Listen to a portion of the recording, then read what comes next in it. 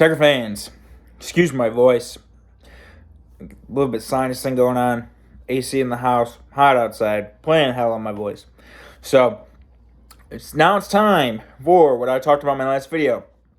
The 81 game halfway point season review so far at the halfway point.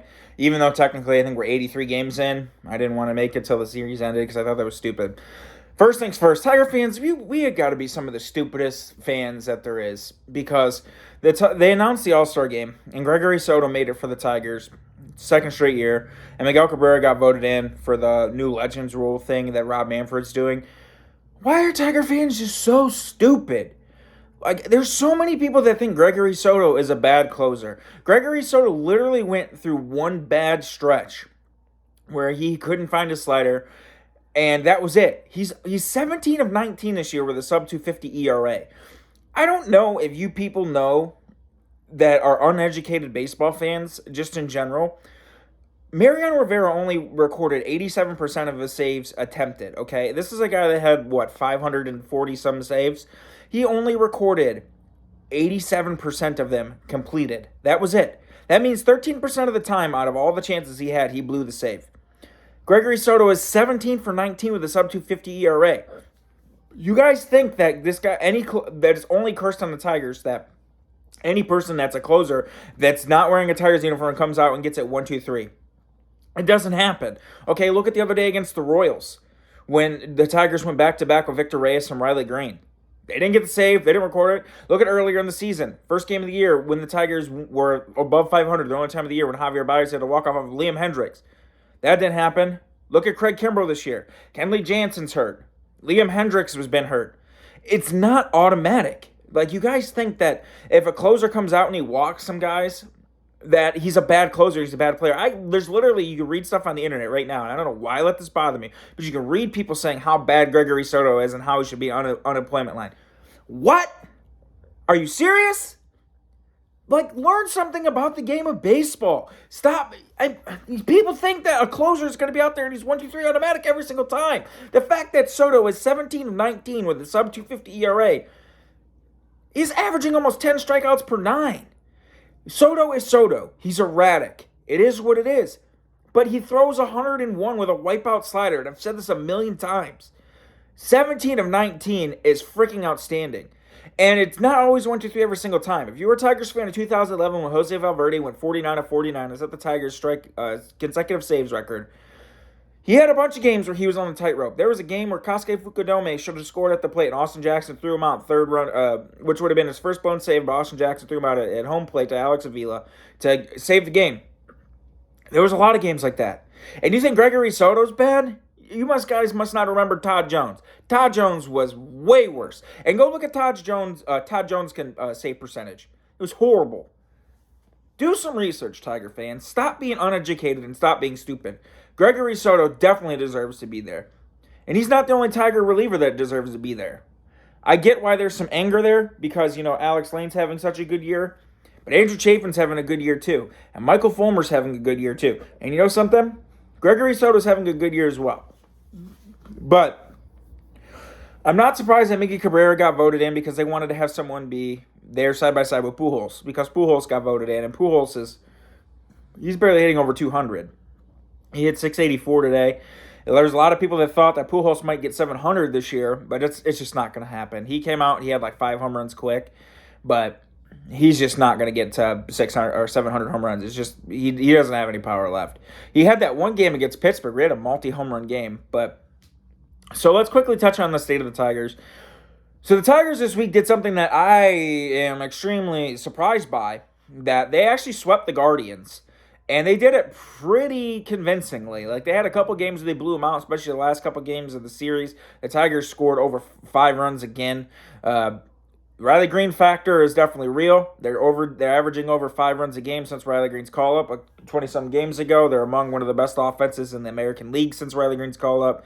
The Riley Green factor is real. I cried after having Riley Green for so long that he call up. They call him up. There it is. Even with Riley Green not hitting as much as he was, because I think his average has got to be down in the 240s now after hitting like .400 for like his first 7 games. But I mean, he has so few amount of plate appearances, and he's getting on base a lot. Like, he's got to been on base like already 30-something times already in 20-some games. It's just an insane amount. His plate appearances are still good. The only game that I've seen Riley Green play where he looked overmatched was the first game against Lucas Giolito.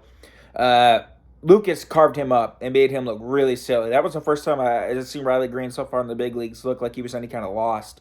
Giolito just destroyed him with really good changeups. And that matchup, Giolito and forget who he pitched against, but it was pretty much pitch for pitch. And that game got blown open because Jeimer Candelario hit a 2-run homer in the 6th inning of that game. And that game ended up becoming kind of a laugher. And then, the Tigers' defense made it interesting late with a couple of errors and ended up being a 7-5 game. But the Tigers had won. That was the 6th straight win. And even being 6 straight wins, there's people with Kool-Aid glasses on thinking that the Tigers are now a wild card contender. Dude, they're like 11 back in the Central. They're not winning a wild card. They're like 11 back in the wild card. The Mariners and Orioles, like the Mariners jumped back into it, and the Mariners are now a wild card team, and the Orioles have won 8 straight games, and they're only 2 games under 500. And like the Tigers had won 6 straight games, and they were still 11 games under 500. But what's weird is at the 81 game mark, is the Tigers were 36-47, and last year at the 81 game mark they were 37-47. Or 35, no, yeah, 37-47. That's not 81 games, but I can't remember. But basically, at the 81 game mark last year, they were 10 games under 500. At the 81 game mark this year, they were 11 games under 500. So as bad as they've been played this year, they're actually like eerily freaking close to the pace they were on last year when they won 77 games. So who knows? I mean, their offense has been really good, and they've still been battling injury problems, and we're going to talk about the trade deadline stuff here in the next video. That's going to be next week's video, like trade deadline stuff and trade preview stuff, what I think the roster could look like come August 2nd, because Avila said the Tigers aren't making any moves that make them worse because they're dead set on not still being in a rebuild, that they're not in a rebuild and they're a contending team. So we'll see. But this video is going to be pretty much thoughts after 81 games, and basically we're going to review player by player their performance. So basically thoughts after 81 games. Well, we didn't think they were going to be 9-24, and they were. Surprise, surprise. Injury bugs actually absolutely destroyed the team. Casey Mize, Tommy John surgery, got, 3 starts out of him. Matt Manning, he's finally starting to come back. He's about ready to start a rehab assignment. I think at the end of next week, they think he might start a rehab assignment. He's throwing. They've absolutely been decimated by injuries. 14 different starting pitchers, 14 different starting pitchers. 9 different Tigers have made their rookie debut this year.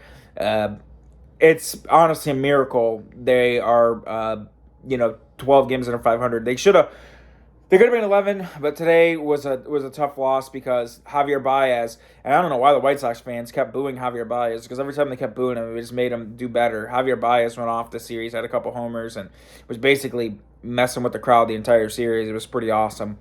But 12 games under 500, we didn't think we'd be at this point.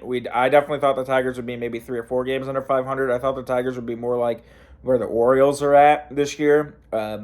At this point in the season versus where they're at again. It was pretty much a mirror image start. Injuries destroyed us.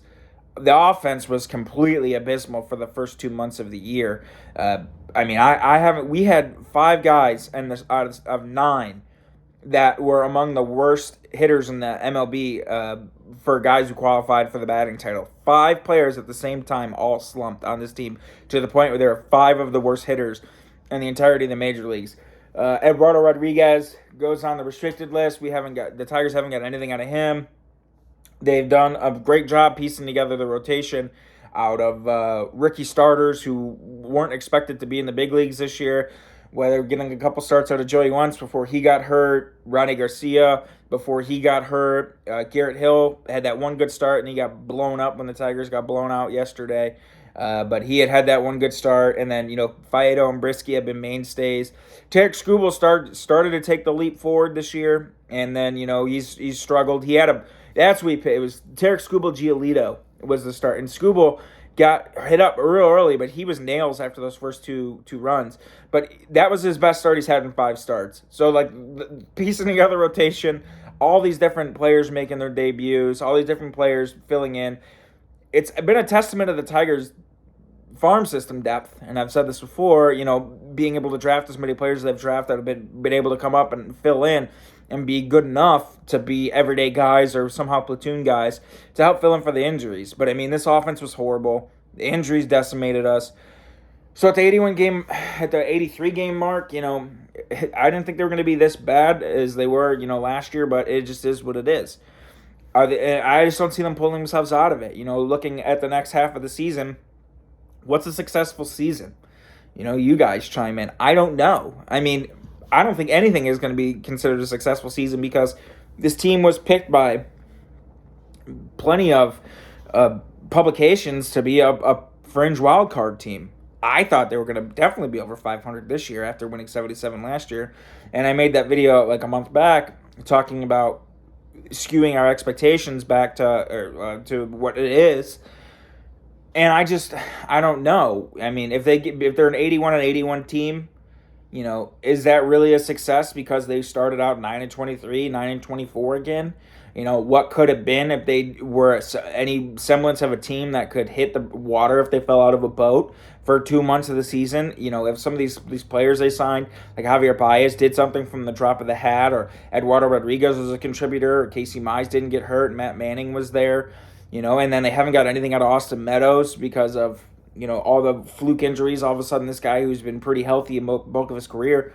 So what is a successful season going into the next 81 games? I just don't even know what to say. I thought for sure they had to be an above 500 team, and maybe tickle a wild card spot, but that's just not going to happen for it to be a successful year. And like I said in my last video in the real timeline rebuild, this upcoming offseason is a huge deal for this team because the clocks have started and prospects are here, and they need to win. So, I mean, I guess we'll see come trade deadline, and I'll talk about that more next week in my next video about how the roster looks and what they do going forward and how they view themselves because, the Tigers have a lot of positional depth, and if they trade some of that positional depth to upgrade other spots of need, maybe we'll look at this team in a different light, but, being 12 games under 500 and a year that we were supposed to be better, well above 500 by a few games, I don't know, looking ahead for the rest of the way through. So I guess we'll jump right into the player-by-player review. Tucker Barnhart, he has not been anything that we thought we were going to get out of Barnhart this year. Extremely light hitting. I mean, he was never much of an offensive catcher, and we knew that coming in to this season, but he's having like a way subpar year even for him. He hasn't even, I think, how many extra base hits he's got? He's got 6 doubles, no homers, and he's literally got 6 extra base hits all year. So, with a 280 on base. He's been abysmally bad. His defense, I don't think, has been anything to write home about, even though he was a Gold Glove catcher. I don't know. Eric Haas has kind of supplanted him. He's been getting way more starts because Haas has been hitting. But, Barnhart maybe is a guy they trade at the trade deadline if someone wants a backup catcher for the playoff push that's defensively good, even though I haven't been impressed. Spencer Torkelson. Now, I know you guys want me to come out here and dog him and say how bad he's been. Has he been good? No. Has it been what we thought he was going to be? No. I mean, he's hitting .091 on pitches down the middle this year. If you look at his base bounce savant page, his hot cold zones, it's really bad. And teams can literally throw it down the middle and he's not hitting it. But he has 81 games to prove and kind of turn his season around a little bit. He had a couple extra base hits in this series against the White Sox. He had a really big at-bat today where he struck out against Ronaldo Lopez on a slider away with the bases loaded. That would have been, when the Tigers were up, it would have been some big runs that they needed to potentially win today to take the series from the White Sox. But with Torkelson, we've seen flashes and glimpses of what he's got.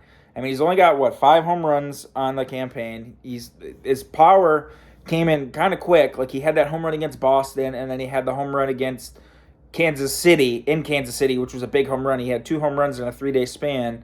And then he had the home run in the Miggy game with 3,000.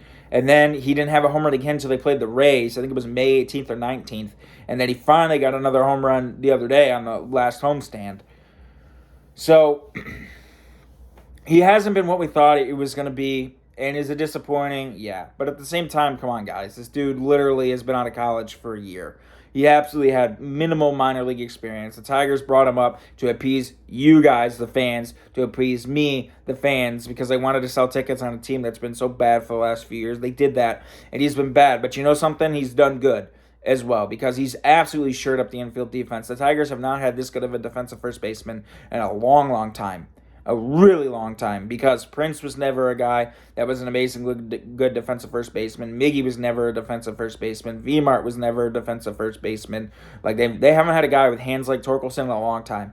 He's got soft hands. He's absolutely bailed Javier Baez out of a million errors so far this year. He's bailed Scope out of errors this year. He's definitely bailed Jamer's ass out of errors this year. So you can't discount the credit that he's done on the other side of the ball, making the infield better. And the Tigers' defense for outs above average is actually a positive this year. They're actually really good for defensive run saves this year. So the infield defense has been a plus, and Torkelson's a big part of that. So you can't discredit that for him. And you know something? You see flashes and glimpses of his extra base power, and it's there, and it's untapped. And you know, as he gets more, there's no point in sending him down, because he's already been at the big league level for this long, and sending him down to face AAA pitching to get back hot again, and just for him to come back up, I mean, it doesn't improve it any bit. He needs to stay at the major league level, because he's been at the major league level, and facing AAA guys isn't going to make him a better guy now after he's seen this kind of pitching for a while. And plus, it would hurt our defense as well. So, yeah, hitting hasn't been that great this year. He hasn't shown the power, and he's been definitely disappointing.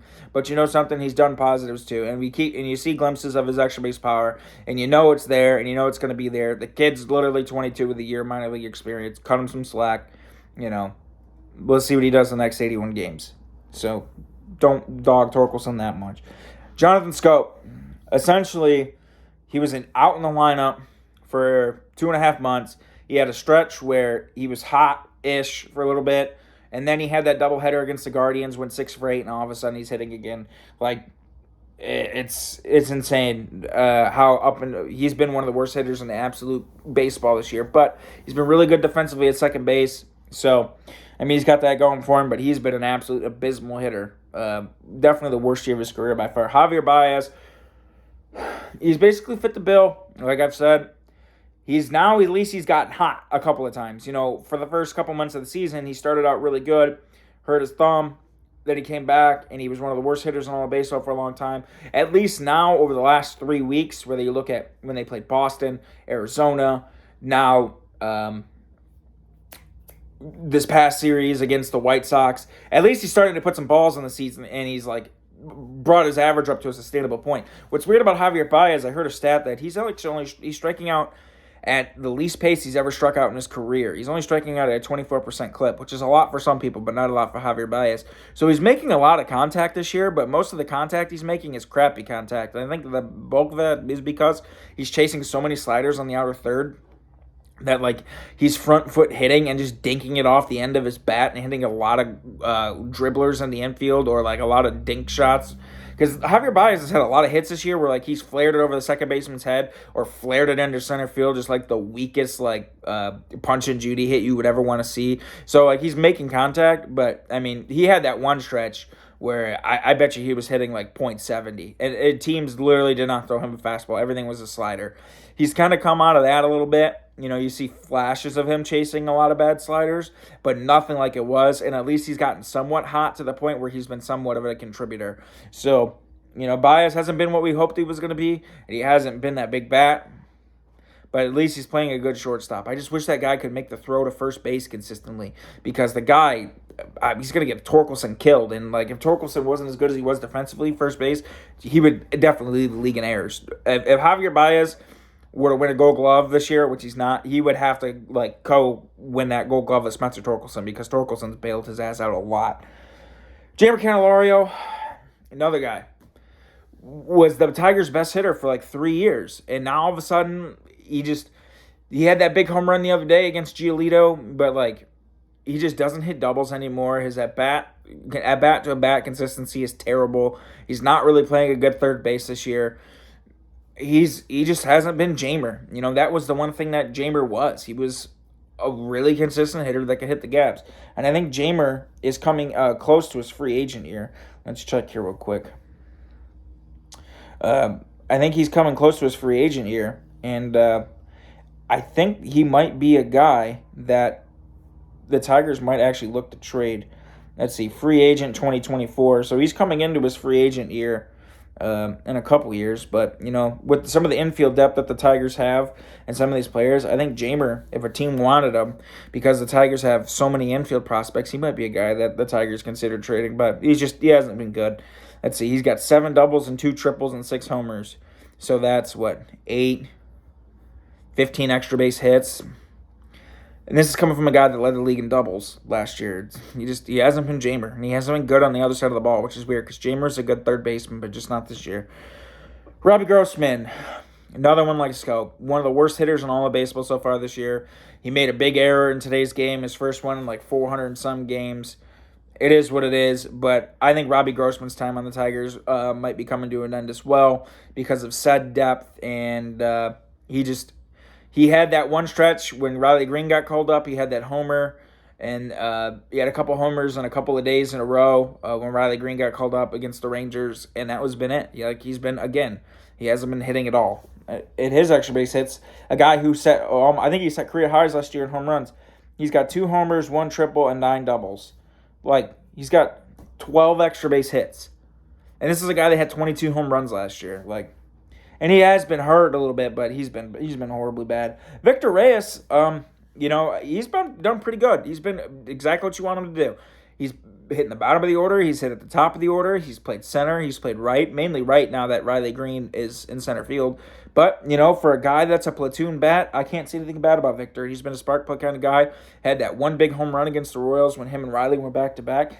Victor's done a good job off the bench and hitting any spot in the lineup that you need him to. And he's had a little bit of pop. Let's see, he's already got 1 homer, 1 triple, and 4 doubles. So he's only played in 30 games and has almost the exact amount of extra base hits as Robbie Grossman in 67.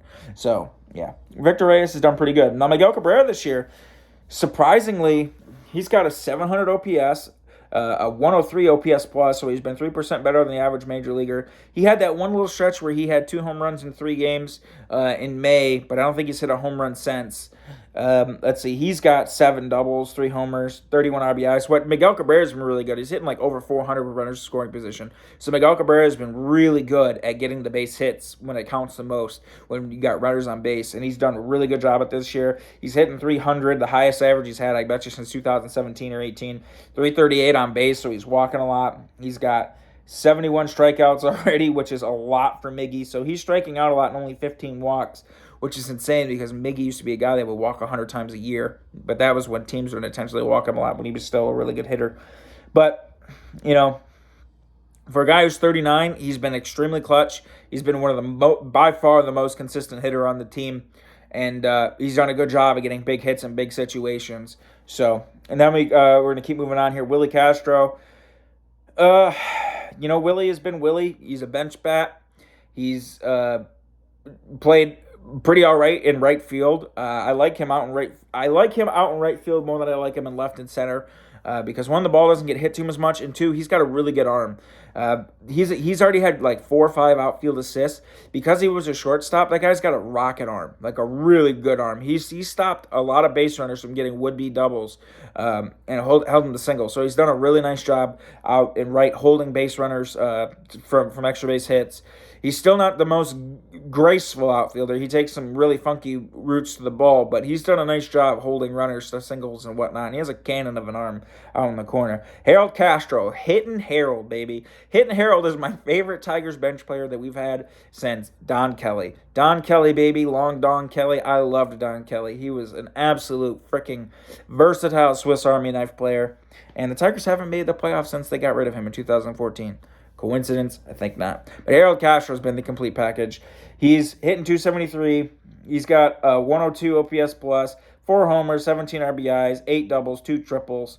So, in 54 games is a guy that doesn't play every single day, and you can play him first base, third base, shortstop, left field, right field. He's been an absolute Swiss Army knife player. One of the better platoon guys, I would say, in the American League. He's done a really, really good job at anything the Tigers have asked him to do. Eric Haas.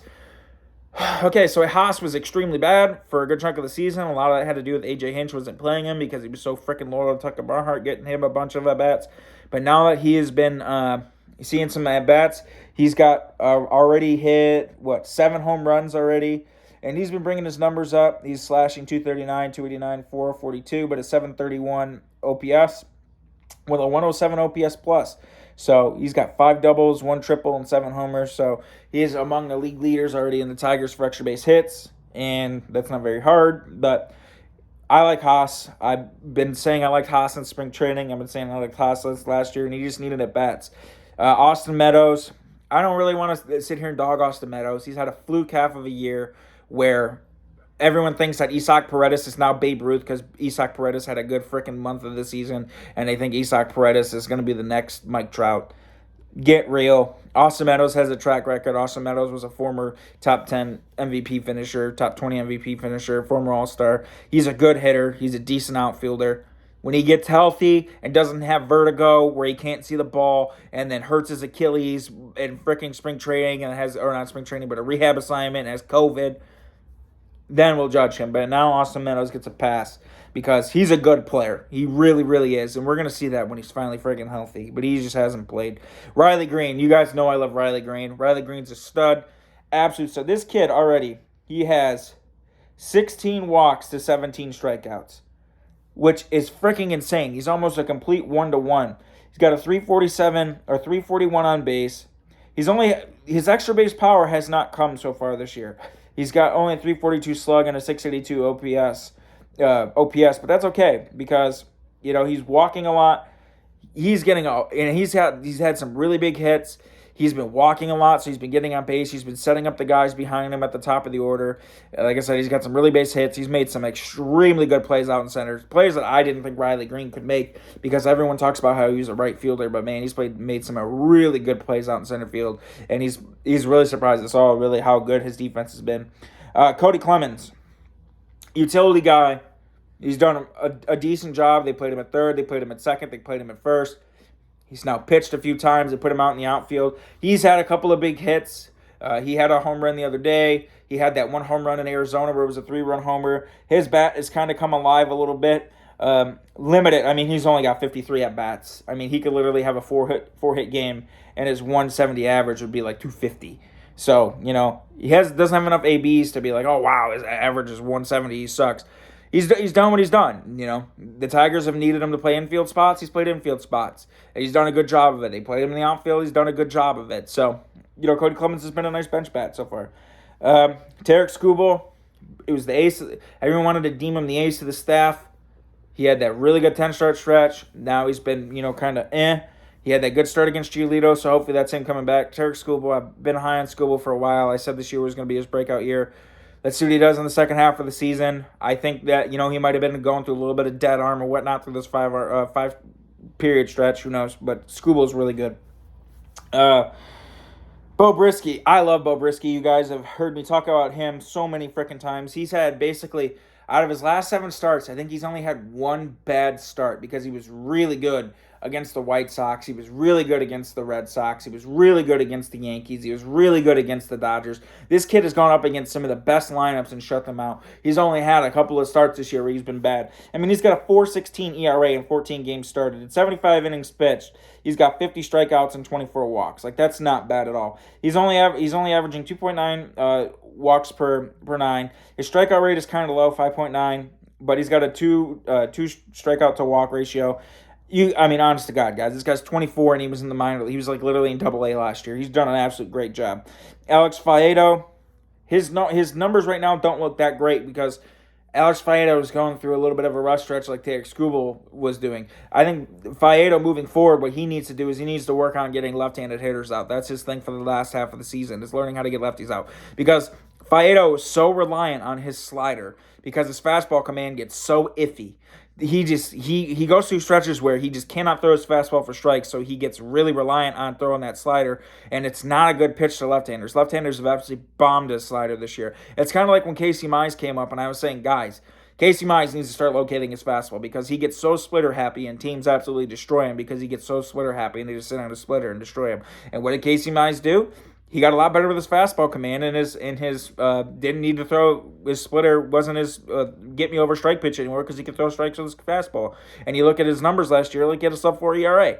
So That's kind of the same thing with Fayetto. Fayetto needs to learn to command his fastball a little bit better so he doesn't have to throw his slider as much, and his slider becomes more effective because his fastball is more effective. And he needs to develop his changeup too, because if he could develop his changeup, it would help him get out left-handers a little bit better as well instead of throwing sliders. Because when you throw a slider to a right-hander, it's going to break away from him. But when you throw a slider to a left-hander, if you don't get it down and in, and you're trying to start it on the outer third, if you don't hit the back corner, that's busting over the middle of the plate.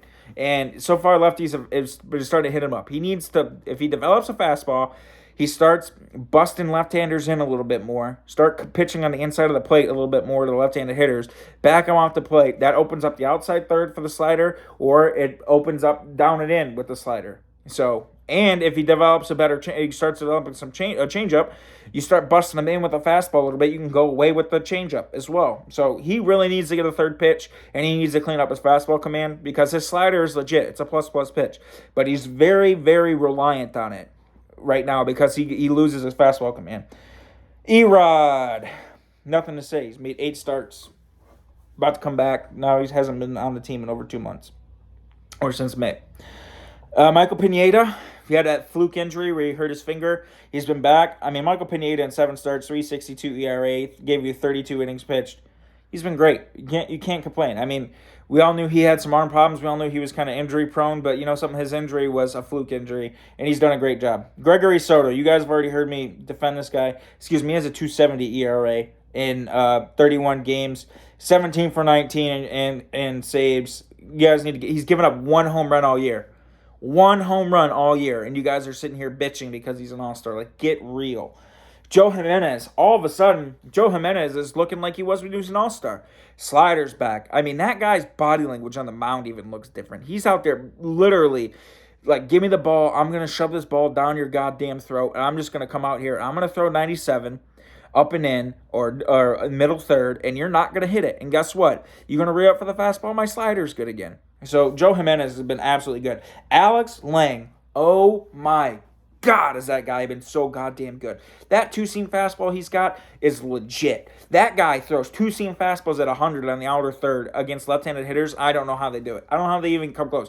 No one can touch this dude. He's got some of the best stuff in all of the Tigers bullpen. He's got some of the best stuff in the AL. He is by far one of the most underrated relievers in the whole game of baseball. If the Tigers were better and people got to see Alex Lang on a bigger stage, they would be like, wow. Yeah, because freaking Alex Lang is a stud. Absolutely really good.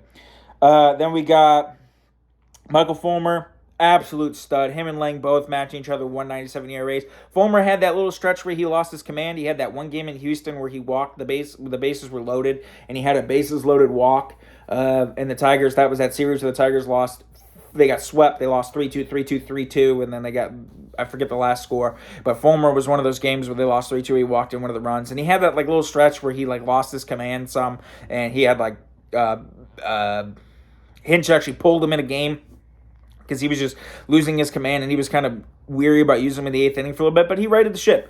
Fulmer's been great, and I don't know if the Tigers are going to trade him. They might because they have a lot of depth. But, man, he's been absolutely good. Andrew Chaffin, wow. You got a lefty he's got one of the best lefty sliders in the game. And look up the stats on it. Been able to get out lefties, righties.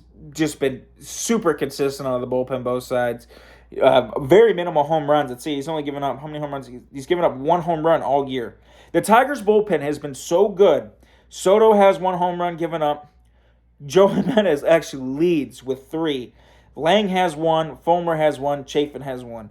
That is how good the Tigers' bullpen has been this year. This is the best bullpen in my lifetime. And the sad part about it is, if the Tigers would have had this kind of bullpen between the years of 2011 and 2014, they would have won multiple championships because no one would have been able to touch that Tigers team because the offensively they were so good.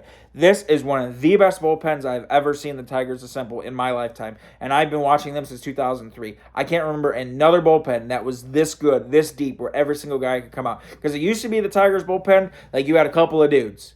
Like, for a while it was Joaquin Benoit and Jose Valverde.